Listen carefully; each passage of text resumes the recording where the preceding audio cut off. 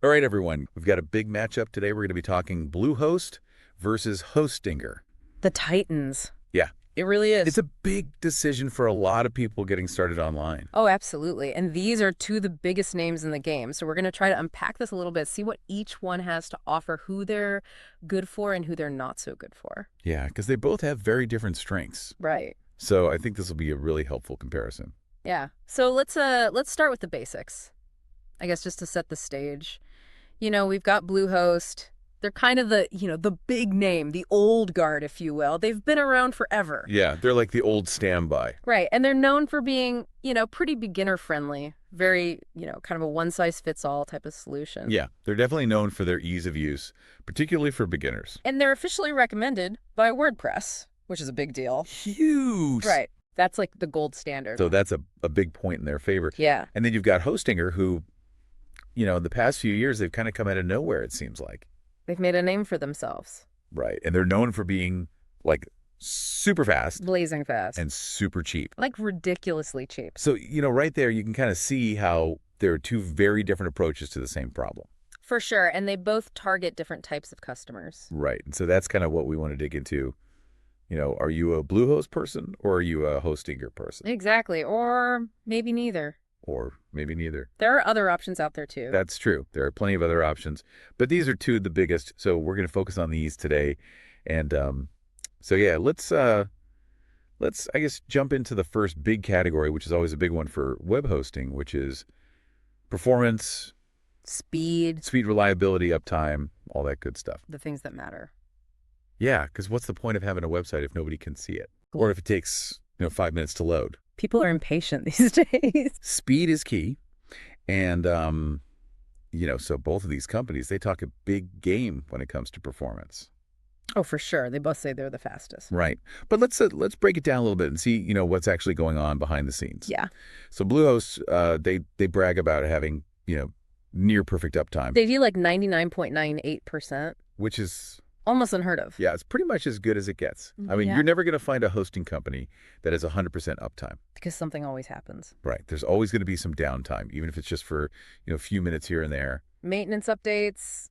The internet's a complex beast. Yeah. So 99.98% uptime is pretty darn good. That's basically your site's going to be up all the time. Right. And they achieve this in part because they have a global network of data centers. Which is great for speed, too. Right. So no matter where your visitors are coming from, they're going to be able to access your website data from a server that's relatively close to them. So lower latency, faster loading times, everybody's happy. And that's a really good thing for SEO too. Oh, for sure. Google loves fast websites. Absolutely. So Bluehost definitely checking all the boxes when it comes to performance. So far, so good. But Hostinger also, makes some pretty big claims when it comes to speed. Oh, yeah, they're known for it. Right. And one of their big selling points is that they use something called Lightspeed web servers. Which are super fast. Right.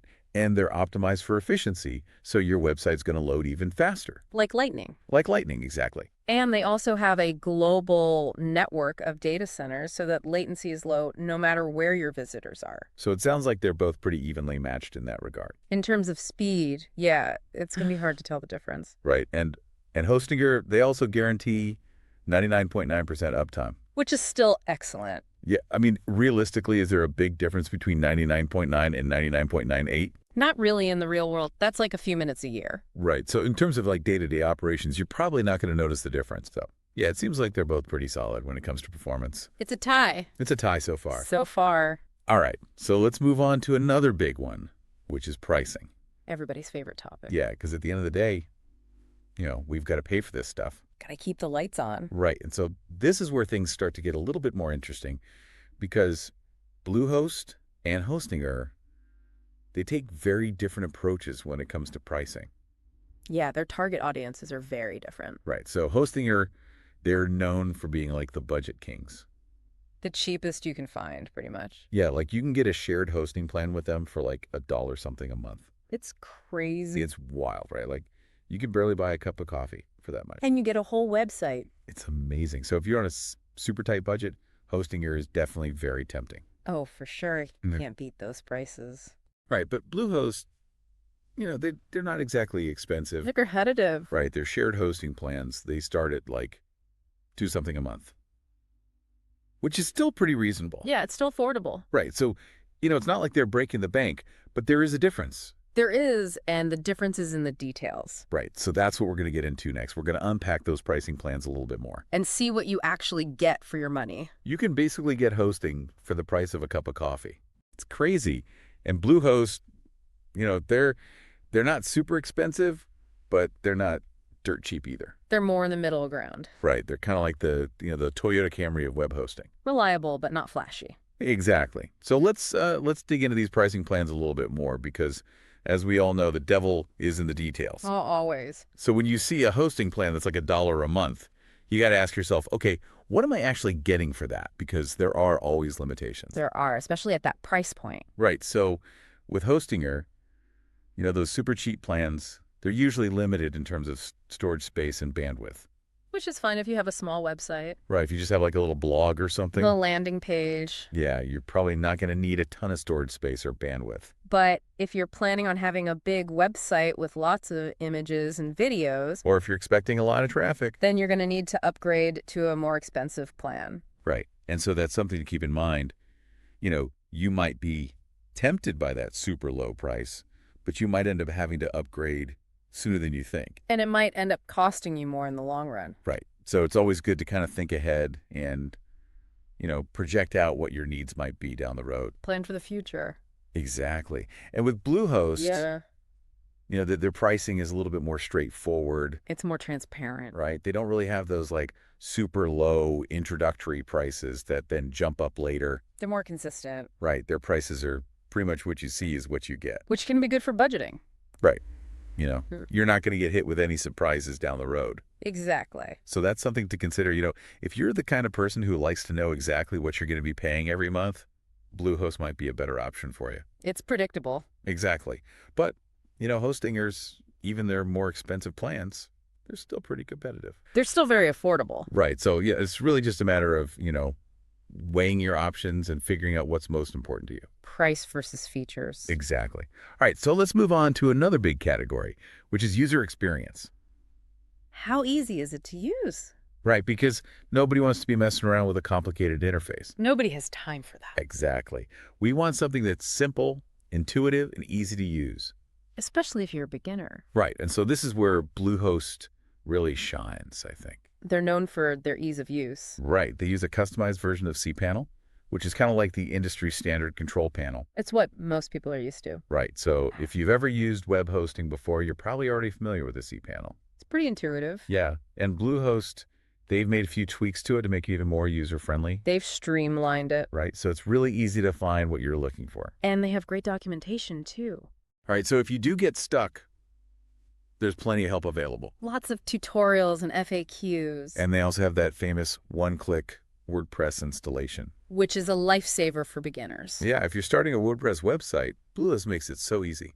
It's literally one click. Yeah, you just click a button and boom, you've got WordPress installed. It's that simple. So yeah, Bluehost definitely gets high marks for user experience. They've made it very beginner-friendly. But Hostinger, they're not slouches either. They've actually done a really good job with their interface. Right. They have their own custom control panel, which they call H-Panel. It's very modern looking. Yeah, it's very sleek, very clean. It's very visually appealing. Right. And it's designed to be, just as easy to use as cPanel. If not easier. Right. They've really tried to simplify things and make it very intuitive. And they've done a good job. Yeah, I use both. And I don't have a strong preference. They're both good. Yeah, they're both good. Right. I mean, they both have their quirks, but overall, they're both pretty easy to use. You'll be able to figure it out. Yeah, you'll be fine. So yeah, when it comes to user experience, I think it's another tie.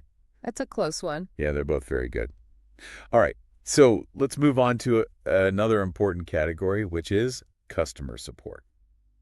Because you're going to need it at some point. Oh yeah, you're definitely going to need it at some point because something's going to go wrong. It always does. And when it does, you want to know that you can get help. And you want to get help quickly. Right. You don't want to be waiting around for hours for somebody to get back to you. Especially if your website's down. Exactly. Oh. So let's talk about Bluehost first. They have a pretty good reputation for customer support. They do. They offer 24/7 live chat and phone support. Which is pretty standard these days. It's what you'd expect from a big hosting company. Right. And they also have a pretty decent knowledge base. With lots of helpful articles and tutorials. Right. So if you're the kind of person who likes to try to figure things out on your own You can usually find the answer you need in their knowledge base. It's a good resource. Yeah, but if you do need to contact support, they're usually pretty responsive. They're generally helpful. Right, so yeah. Bluehost definitely gets a thumbs up for customer support. They're reliable. But Hostinger, they also have 24/7 live chat support. They do, and they're very responsive. Right, their support team is actually known for being super fast. Like lightning fast. Like lightning fast, exactly. But there's one big difference between Bluehost and Hostinger when it comes to customer support. Hostinger doesn't offer phone support. Right, so if you're the kind of person who likes to talk to a real person on the phone, you're out of luck with Hostinger. It's chat only. Yeah, which can be a deal breaker for some people. I know some people who hate using chat. Right, just want to pick up the phone and talk to somebody. But chat is becoming more and more common these days. Yeah, it is. It's definitely the way of the future. It's faster and more efficient. Right. And, sometimes you can actually get better help through chat because you can copy and paste error messages and things like But that. it's easier to troubleshoot. Right. So, yeah, it really just depends on your personal preference. What are you comfortable with? Exactly. Yeah. So, yeah, when it comes to customer support, Bluehost has the edge in terms of options. They have more ways to get help. Right. But Hostinger is no slouch when it comes to live chat support. They're very good at it. Right. So, yeah, it's another close one. That's a tough decision. All right. So we've talked about pricing, user experience, and customer support. We're making progress. We are. But we're not done yet. Yeah. There's still a lot more to cover. Now we're going to shift gears and talk about something that's super important, security. Yeah, because you don't want your website to get hacked. Nobody wants that. It's a nightmare. So let's see how these two companies stack up when it comes to keeping our website safe and sound. So we know that both Bluehost and Hostinger, they offer free SSL certificates, Right. which is great. That's kind of like the bare minimum these days. But what else do they have? Well, Bluehost, they have some pretty cool features, especially on their higher tier plans. Oh, like what? Like they have something called CodeGuard backups. CodeGuard backups. What's that? So it's basically like an automated backup system that takes snapshots of your website. Okay. So if something goes wrong, you can always restore your website to a previous version. Oh, that's smart. Yeah, it's like a safety net. So if you accidentally delete something or if your website gets hacked or something. Exactly. You can just roll it back. That's awesome. I need that in my life. We all do. So yeah, CodeGuard backups, that's a big plus for Bluehost. Definitely. What about Hostinger? Do they have anything like that? They do. They have regular backups included in all of their plans. Okay, so not quite as fancy as CodeGuard, but still good to have. Yeah, backups are essential.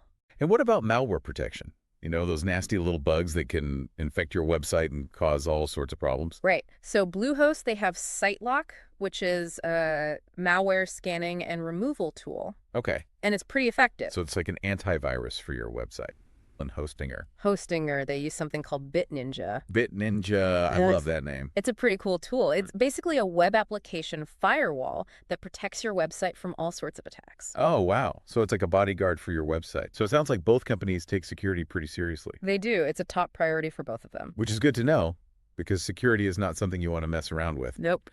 All right, so we've covered security. What's next? Let's talk about scalability. Scalability. Okay, so what does that mean in the context of web hosting? So basically it means, can your hosting plan grow with your website?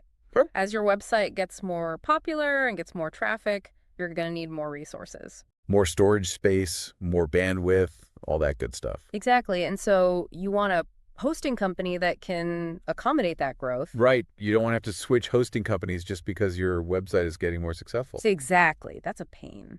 So how do Bluehost and Hostinger handle scalability?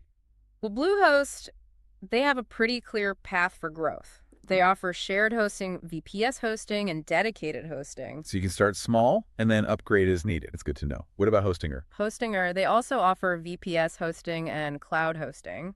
Okay. But they don't offer dedicated hosting. So if you need like a super high-powered server, then Bluehost might be a better option? Okay, so scalability is another point for Bluehost. I guess so. All right, so we've talked about performance pricing, user experience, customer support, security, and scalability. I think we've covered pretty much everything. I think so too.